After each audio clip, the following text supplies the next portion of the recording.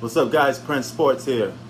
So Westbrook now is the king of triple doubles. Okay, now when it comes to triple doubles, it's more easier to get them now than it is in yesteryears. But nevertheless, let's put some respect on Westbrook for this accomplishment, because this is not every day that we see somebody get to Oscar Robertson status. And Oscar Robertson held this record for most triple doubles for quite some time. It's been generations, it's been decades. And in this era of basketball, in this generation, you get to see somebody surpass something in more triple doubles. Right now he's at 181. By the time this video drops, the next game they play, he probably have 182. I'm pretty sure he'll get that 182 against the Atlanta Hawks. There's no way he's going to mispass that opportunity up. It's going to be a stat padding triple double, because he knows the record is right there in his standings. You know, my nigga. He's not going to let it pass up, so he's going to purposely aim at getting that 182. You know, so it will be a stat padding triple double, but nevertheless, it does take some talent to actually stat pad a little bit. Okay, I'm not a fan of stat padding. Records are made to be broken. I'm not so big on records being broken, because they're going to get broken sooner or later. You know, some withhold the test of time and they stand forever. But records like Kareem's #1 scoring is going to be broken one day. You know, now Oscar Robertson's triple-double is going to be broken. It actually was a little broken already, because Westbrook averaged a triple-double for more than one season already. On top of that, he has an MVP. He's been a countless time All-Star. So he has had a fantastic career, all right? I dare you. I double dare you, motherfucker.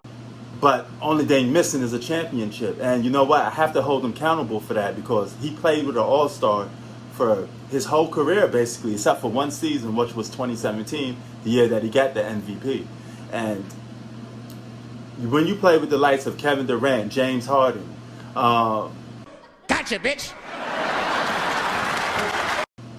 Paul George, with Melo, you had a lot of talent, okay? Not saying that you're supposed to win the championship, but you should at least get something done. You know, you got a lot of point guards that, like Chris Paul, who's a better per point guard. He's not a triple-double machine like Westbrook, but he don't stat pad or look for triple doubles. He just look for the right play all the time. But Chris Paul is a better playmaking point guard than Russell Westbrook. He's a better per point guard. So is a Jason Kidd.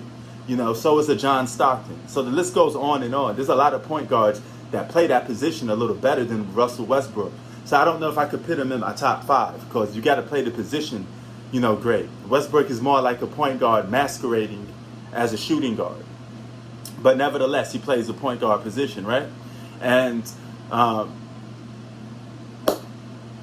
he's a good point guard. I can't say top 5, maybe top 10, maybe hitting at number 6 for me, but not exactly top 5 for me.